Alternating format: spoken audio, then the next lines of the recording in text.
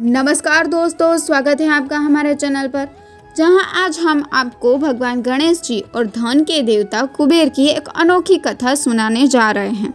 यह कथा हमें सिखाती है कि धन संपत्ति से बड़ा होता है विनम्रता और सच्ची भूख, सिर्फ पेट की ही नहीं बल्कि मन की भी। कुबेर, जिन्हें गंधर्व कुबेर के नाम से भी जाना जाता है, ब्रह्मा जी के आशीर्वाद से सबसे अधिक धन और सोने के स्वामी थे।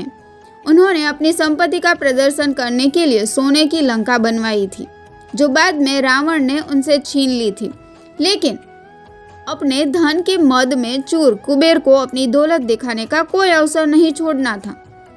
एक दिन कुबेर ने भगवान शिव को अपने सोने की महल में भोजन के लिए आमंत्रित करने की योजना बनाई। वे कैलाश पर्वत पर पहुंचे, लेकिन महादेव ध्यान में लीन थे। थोड़ी देर बाद जब भगवान शिव ने अपनी आंखें खोली तो वे कुबेर के मन की बात समझ गए।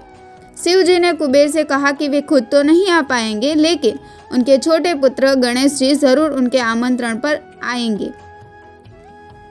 निर्धारित दिन पर गणेश जी अपने वाहन मूषक पर सवार होकर सोने की लंका पहुंचे।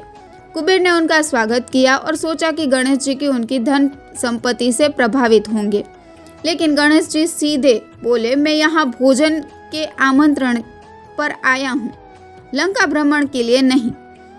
आप भोजन का प्रबंध करें। कुबेर ने तुरंत भव्य भोज का आयोजन किया। 56 प्रकार के व्यंजन परोसे गए और गणेश जी पल भर में सारा भोजन चट कर दिए। कुबेर ने सभी रसोइयों को खाना बनाने और गणेश जी को खिलाने का काम सौंप दिया, लेकिन कोई भी भोजन गणेश जी की भूख को शांत नहीं कर पाया। कुछ ही समय में गणेश जी ने कुबेर के महल का सारा भोजन खा लिया।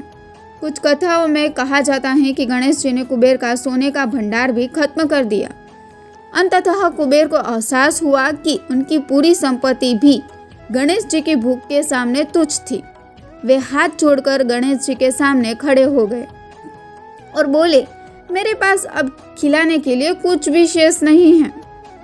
गणेश जी ने मुस्कुराते हुए कहा, इतना धन किस काम का जब आप किसी का भोजन ही न करा सको। यह सुनकर कुबेर लज्जित हो गए। उन्होंने समझ लिया कि केवल धन के घमंड से मैंने यह किया, यह व्यर्थ है। सच्ची महानता विनम्रता और सेवा में है। इस प्रकार गणेश जी ने कुबेर के घमंड को चूर कर दिया और कैलाश वापस लौट गए। यह कथा हमें सिखाती है कि धन का सही उपयोग सेवा और सहायता में है, न कि उसका प्रदर्शन करने में। तो दोस्तों, यह थी गणेश जी और कुबेर की कथा। अगर आपको यह कहानी पसंद आई हो तो हमारे चैनल को सब्सक्राइब करें और इस वीडियो को लाइक व शेयर करना न भूलें। धन्यवाद। जय श्री गणेश।